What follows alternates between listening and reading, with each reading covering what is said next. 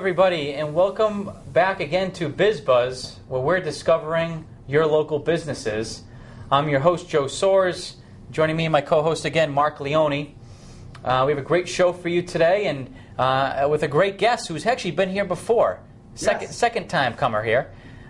Joe Lahoud from the Pizza Palace here in Milford. Welcome, Joe. Thank you. Thank you very much, Joe. Hello, Mark. How are you? Fine, thanks. I'm very happy to be here. Thank you very much. We'll talk a little bit about, first time around we talked about Pizza Palace. Yeah. Today, I'm sure it'll come up in conversation because that's my life, but really here to talk about the Greater Milford Business Alliance, which is a sponsor of this show. So we'll talk about the GMBA. And we group. appreciate that too. Thanks to all our sponsors. We got the Greater Milford Business Alliance. We fail to mention our sponsors a lot of times, but Greater Milford Business Alliance, Bright Insurance Agency, Milford Area Chamber of Commerce, and also Shepherd and Goldstein sponsoring the show as well. So thanks. I mean, without the sponsors, we can't be here. So always got to remember to thank them. So thank you, Joe. Now, Joe, I know. Yeah, we talked last time you went. We talked a lot about Pizza Palace, and right. And geez, you're right down the street over there, which is what is it, Beach Street? Right, Beach Street. Right next to the Registry of Motor Vehicles. Yeah. Yeah. And where did you grow up again, Joe? Refresh my memory. I grew up in Jamaica Plain in Boston. Okay. So I was at JP, and my wife actually grew up in Roslindale, so she's the Rosie girl, and I was a JP boy. And where did you go to high school there now? I actually went to high school in West Roxbury, Catholic Memorial High School. Okay. So I was a CM Knight, and from a CM Knight I went to a BC Eagle, and after I graduated BC, then I got my master's from University of Phoenix. So I became a Phoenix. Wow. Now, how did you make it out to Milford? It's actually Milford. My wife and I, when we first got married back in '93, we moved out to Millis. We kind of started, we were getting married, so I'm from JP, she's from Roslindale, so we wanted to live right in the neighborhood, and we couldn't afford, and it just kind of like drew a circle. And he pretty much had the 128 circle, and we started getting pushed out all the way until we actually got to Millis, and then we could afford to buy a house in Millis, so we moved to Millis. So once we were in Millis, then we got to know this area a lot better, and we got to know Milford a lot better. And we used to actually come to Milford at least once a weekend when we were out in Millis, just because Milford is a bustling community. This is where you come in for any type of shopping that you need to do. Yeah. You couldn't really do much in Millis, really. So you had to come out. To Milford, and since then since '93, I've pretty much got to know Milford very well. Yeah. So you still live in Millis now? No, actually, in '99 we ended up moving out of Millis, and we moved to Foxborough. Okay. And now we're in the process. The house is on the market. We're trying to sell out of Foxborough and move towards Milford. Great. So we might be in Milford, or we might be a town over where we're not sure, depending on the sale of the house and what's available and all that stuff. But the idea is to come to Milford. Great. Now, Joe, have you always been in the restaurant industry, or how did you get involved in that? Nope. Actually, the restaurant industry, you'd have to go back a good 20 years, is when I worked in the restaurant industry before owning Pizza Palace. It was actually while going through college, I worked for about 3.5-4 years at a pizza restaurant called Pizzeria Regina out in Boston. So I was there. I started as a busboy, made it to shift manager, made it to pizza maker, made it to general manager. It was actually very exciting while I was there for the 4 years that I worked. So it was actually fascinating. I love cooking. You do? Okay. It's something I got from my mom. Passion. Yeah, I think my mom used to every now and then kick me out of the kitchen. She's like, "Get out of my way," and I'm like, "But I got to learn. Like, how do you do this dish? How do you do that dish?" And and after I got married and moved out of the house, I just love to cook. It's one thing that you'd always find me doing. I'm either manning the grill, all the time, or I'm in the kitchen trying to cook something. Anytime we have a party, we have a gathering, typically you'll find me enjoying more actually cooking the food and making the food, and then seeing all my friends and everybody and then having a good time with everybody enjoying the food. To me, that was always what it's all about. Yeah.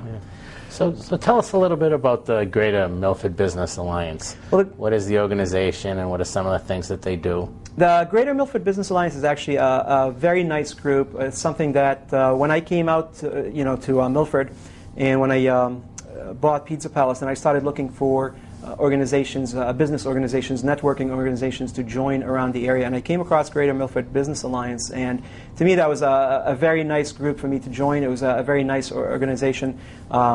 It's a small group of business people We're local business people.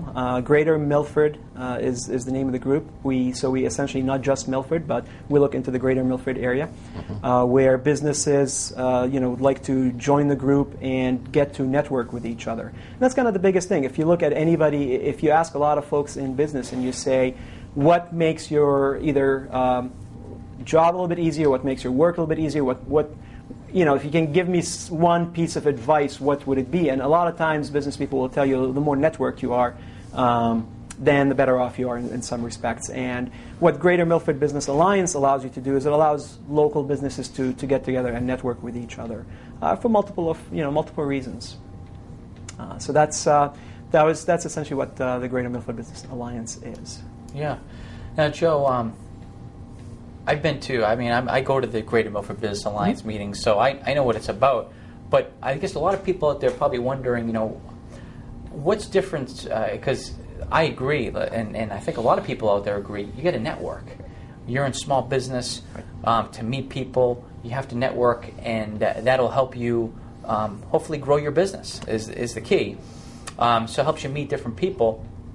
What's maybe some of the differences between the Greater Milford Business Alliance and some other popular ways to network out there? Like, for example, you have the Chamber of Commerce. Sure. Okay. Yep. Mm-hmm. You have your B&I type groups. Correct. Business Networking International, and that's a well-known international type networking group. So, what's maybe a little bit different that the Greater Milford Business Alliance may offer?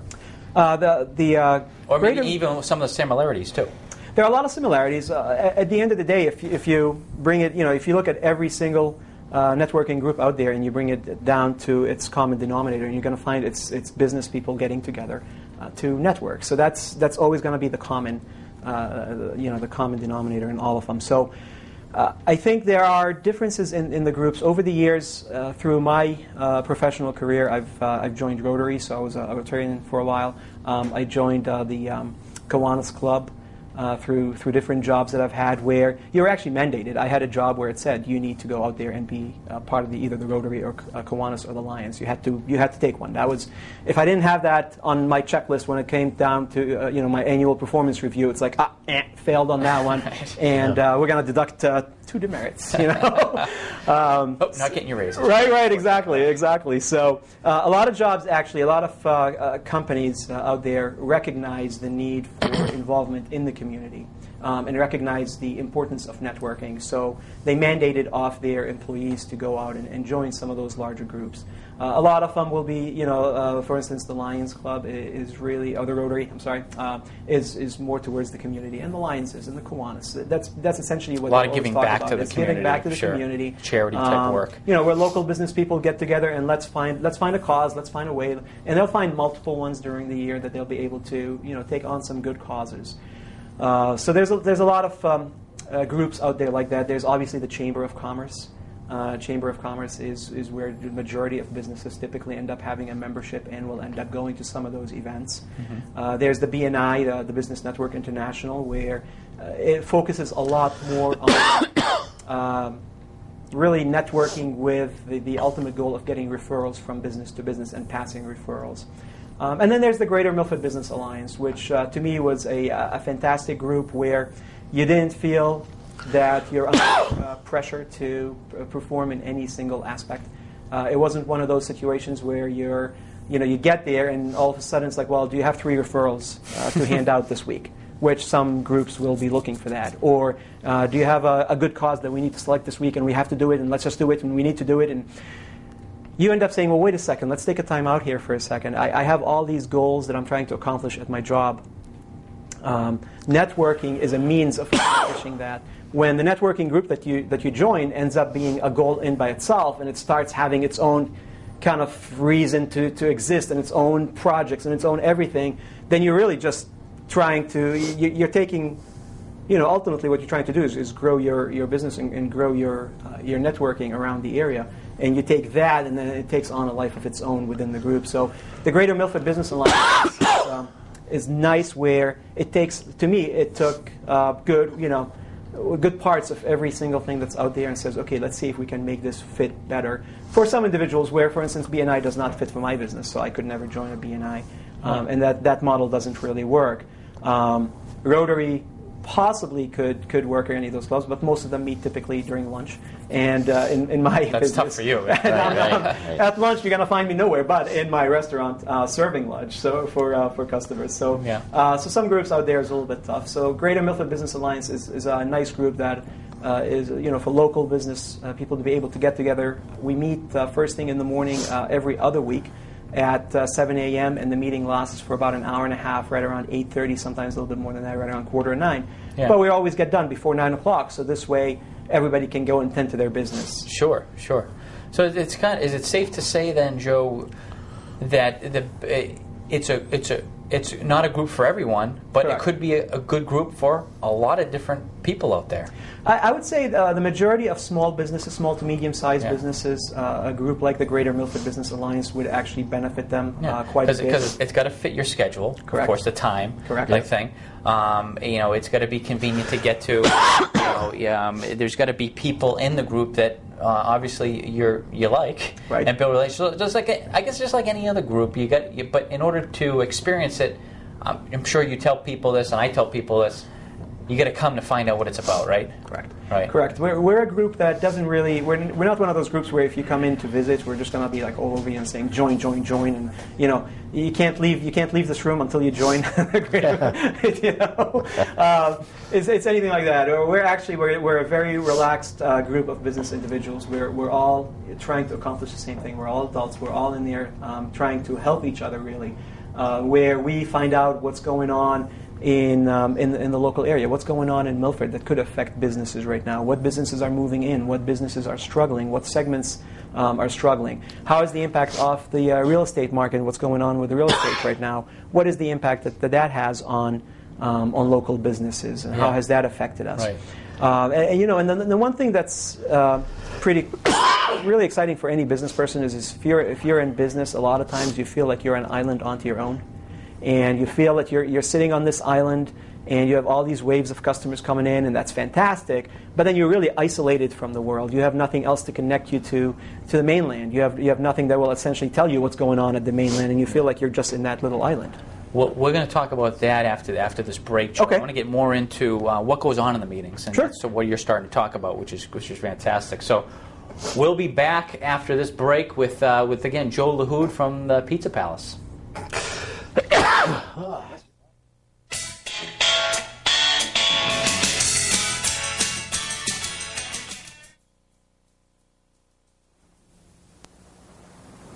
After Sergeant Matthew Kyle was injured in Iraq, his young wife faced the daunting task of getting their VA benefits. There's a lot of red tape, there's a lot of confusion, there's a lot of forms to fill out. For years, Paralyzed Veterans trained experts have helped injured veterans and their families. We're able to fill out all of the forms and applications and ask for all of the benefits that veteran's entitled to. You too can help paralyzed veterans. Visit pva.org.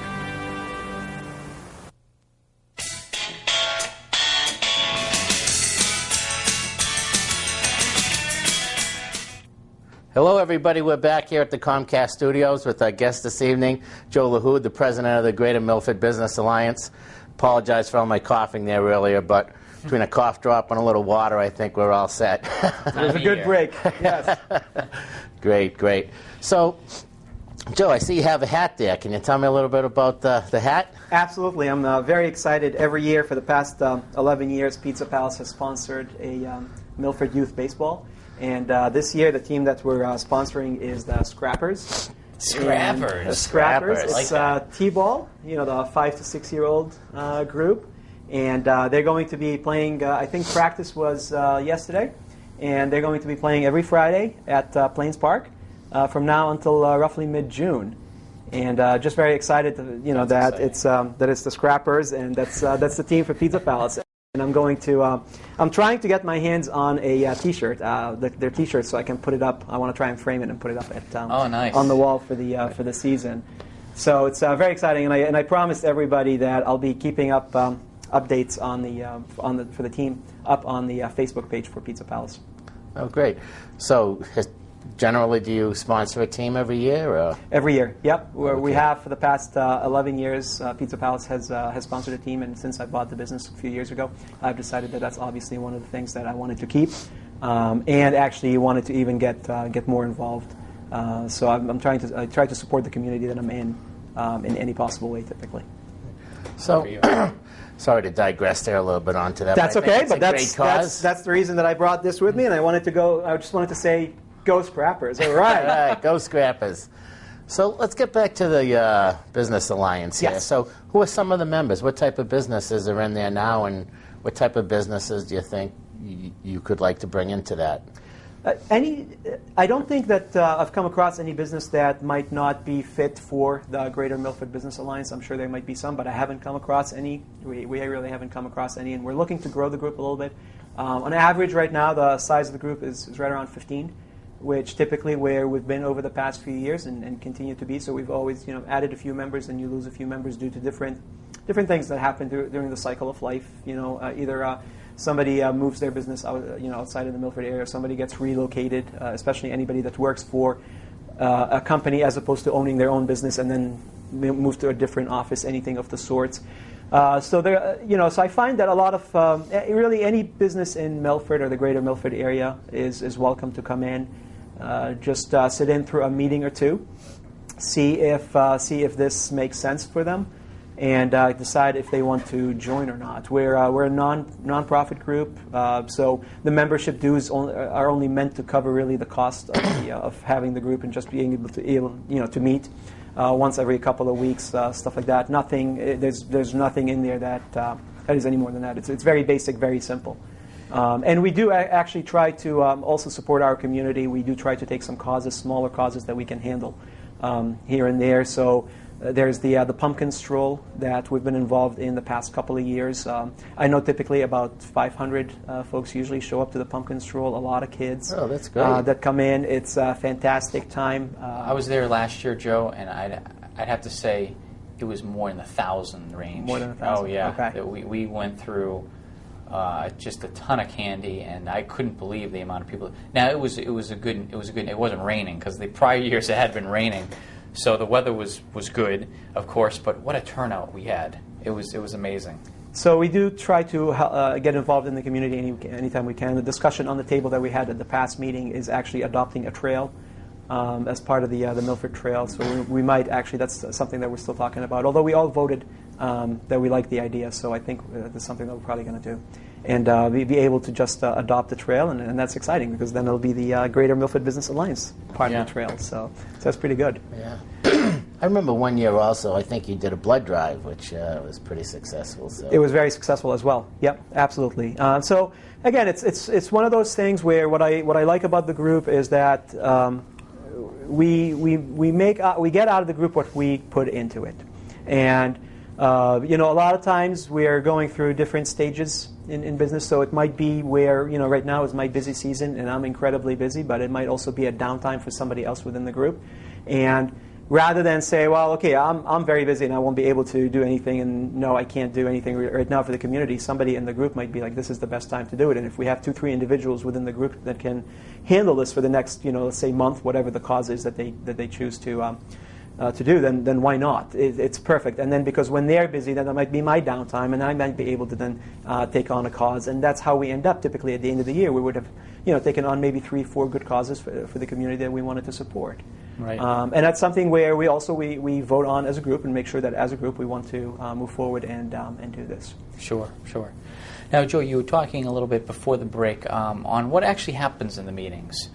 So can you just talk a little bit about the structure that goes on there and the types of topics that you have going on? Absolutely.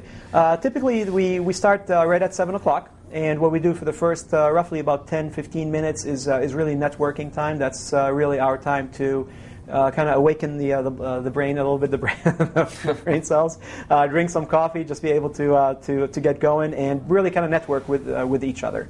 A lot of times we use the opportunity where you can do so much via email, but email is very impersonal. It's a great tool, absolutely fantastic, and we all use it. But there's nothing can replace a face-to-face. So You want to be able to have the face-to-face conversation, and we use the first 10-15 minutes of a meeting essentially devoted to face-to-face, so I can give you updates on here's what I found, here's what I came across, or gee, another business person came into my shop and mentioned this. Have you heard anything? So that's what we use. Kind of the first 10-15 minutes is just the power of networking really at its best. After that, what we do is we go into what we call the 60-second commercial, where every individual, we just pretty much go across the room, and every individual just tells us a little bit about their business. And that really serves to kind of remind all of us who's in the room, what their business is, and what they're really good at. And that's extremely powerful because you can meet somebody and you can say, okay, Joe at Pizza Palace, great, fantastic, and you can draw your own conclusions of, okay, it's a pizza restaurant, and whatever your experiences have been with pizza restaurants. But there's a lot of things about Pizza Palace that until you get to know me or until you get to know Pizza Palace a little bit better, you're not going to know that information. Right. So we use that 60 seconds essentially to be able to go around and say, hey, today what I want to talk about is I want to talk about one item about Pizza Palace, and I might stay with that theme. For a whole season. So during the summer, I might just talk about salads at Pizza Palace, and my 60-second commercial will just be about salads and how we make salads at Pizza Palace. And, so kind of like a little elevator like pitch, and you keep it short. Yeah, it's 60 seconds. Get everyone involved. And yeah. And we don't, I know some groups kind of have a timer going, and after 45 seconds or 60 seconds, it's like, bing, your time is up. Yeah. For us, that really doesn't happen. We want to be able to give the opportunity for every business in that group to kind of talk about what they want to talk about. Get their point across. Yeah. Right, without going overboard. I mean, there's limits to everything, so you don't want to go on for 5 minutes. Right. You're going to lose everybody. After a while, it's just going to be like, da-da-da-da-da, and then, you go onto your to-do list in your mind on what you're going to be working on that day. So we kind of keep it short, but you want to be able to educate the different businesses about what is different about you, what is it that you're working on right now, what projects are you working on, what are you focusing on right now. And we do that, for every member in the group, and that takes us right to around 8 o'clock, and right around 8 o'clock, typically, we have one group member that will do a 15-minute presentation and kind of expand. So that's the opportunity at that point if somebody wants to really expand. Depth. Yeah. Absolutely, absolutely. And then after that, really, we keep it from 8:15 to about 8:30. A little bit, like I said, sometimes we go beyond 8:30. Those are the times that we're talking about community involvement. We're talking about different tasks that we want to get involved with. What do we want to do? Are there different projects going on in the community? I remember one meeting I thought was pretty cool, Joe. Someone had a problem with their business, and I think it was in regards to setting up a website, if I recall, or actually no, it was a social networking, and what's the best way to go about that. So we kind of had a little round table where everyone offered their opinions on the best way for this particular individual to accomplish the social networking and to get their name out there the best and more efficient way. I think that's a pretty good value that the group offers. Absolutely beyond belief. I don't think you can put a dollar amount to the value of something like that because you go out and you talk to experts and everybody tells you got to be involved in social media. Social media is the way to go. You got to be on Facebook. You got to be on Twitter. Okay, I get it. I mean, as a business person, I get it. So now you say, all right, what do I do now? I'm going to be on Facebook. So I created a Facebook page for Greater Milford Business Alliance. We have a Facebook page. Yeah. Check mark. You put that next to the task and you say, okay, accomplished. Now what? I don't know. You're on Facebook. Okay, I am. What do I do with it? It's like, well, if I have to explain it to you, then obviously you shouldn't be on Facebook. Right. All right. Wait a second. You're the expert. So it was incredibly powerful to be able to sit around with a number of business people around the table that have varying experiences with social media and allow you to be able to give you an insight into what has worked and what isn't working, what have they tried and what they haven't tried but thinking of trying. And now that allows you as an individual to say, all right, Joe tried this in the insurance business and it didn't work, but in the pizza business it might work, so it might be worthwhile for me to try it. Or I might draw the conclusion that says, well, Joe tried it, didn't work, it's not going to work for me either, then I'm not gonna why fall on my face if it's already happened and I don't need. So I can learn from others. And it will allow us to just learn so much faster. I mean, you can just take that and just say the knowledge just goes exponentially high. It is exponentially up. So you're bouncing ideas off other people, That's an effective way, like you said. I mean, I agree. Incredibly. I mean, I just because it's a personal story, so I can share it with you and tell you a little bit about what we had a theme one day talking about the 60 seconds, and it said the theme was what's keeping you up at night. And when it came to my turn, I said what's keeping me up at night is actually the weather in Arizona. Now this is back in February, and everybody looked at me funny. Why is the weather in Arizona keeping you up? Well, Arizona and Mexico actually, right around January, experienced a historic level freezing temperature at night, where it actually went below 32, and they had freezing for about a week. And they haven't seen that in about 130 years. So that actually killed the entire season as far as all greens, all leafy greens, lettuce, actually even not just leafy greens, cucumbers, celery sticks. All of a sudden, celery sticks, like the price for celery went up 300%. And you're just like, celery, it's nothing exotic about it. It's celery, are you kidding me? Right. But the prices just went through the roof. And sitting around the group, I said, I'm panicking. I don't know what to do because iceberg is what I use for my lettuce, for the salad, sorry. And now the price of iceberg lettuce has quadrupled overnight. And a lot of the suppliers that I use are not even carrying lettuce, so I can't even get iceberg lettuce. How am I going to sell salads, and how do you explain that to a customer? And how do I go to a customer and say, yeah, you know what, I'm going to have to double the price of a salad? Customers are not going to understand that, and they're just going to look at me and say, what's wrong with this picture? So the group was able to kind of just very fast, just say, well, Joe, have you tried field greens? Have you tried romaine lettuce? Have you tried this? Have you tried that? And really, out of the discussion, a whole new salad at Pizza Palace was born. And it's been such a hit. Every customer has complimented me up and down on the salads. Now that iceberg lettuce prices have come back down to earth where they belong, and now that we're getting the supply out of Florida, that's it. There's a new salad born at Pizza Palace, and I will never switch back. So now the salad has all of the field greens in it. It's actually a better salad for everybody, and everybody loves it. Great story. So there you go. The value of the Greater Milford Business Alliance right there. Exactly. And that's where that power of networking comes in, and power of different individuals with a lot of experience. And not necessarily in the restaurant industry, but it didn't matter. They can still take something out of their business and be able to relate it to you and be able to help you out. Yeah. And that's the power of networking. Joe, what is the website for the group? It's actually the Greater Milford Business Alliance.com. Okay. And you'll go right through the website, and you'll be able to find all of the members right there listed on the website. I'll be able to tell you a little bit more about us. It'll tell you a little bit about our mission statement, our values. And you meet at the Milford Town Library. So we meet every Tuesday. Okay. Every other Tuesday at 7 a.m. And it's at the town. So the next meeting would be May 2nd. 2nd. Yep. Next meeting is May 2nd, and that's 7 a.m. at the Milford Town Library, and we meet downstairs at the, I think it's called the Quarry Room. And breakfast? Breakfast is usually, there's continental breakfast. It's bagels, sometimes some sweets, but definitely coffee. Fantastic. Okay. Are we out of time, or how are we doing? Almost, yeah.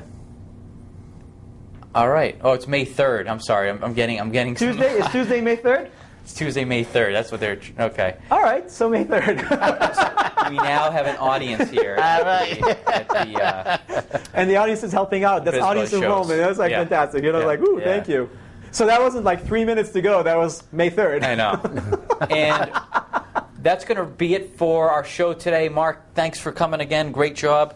Good to be with you again. Joe. All right, Mike. Joe, appreciate it. Thank you. Fantastic job, Mr. Presidente of the Greater Milford Business Alliance and President of Pizza Palace. Right, and go Scrappers. Woo! Go Scrappers. Very good. Thanks, everyone, and have a great night.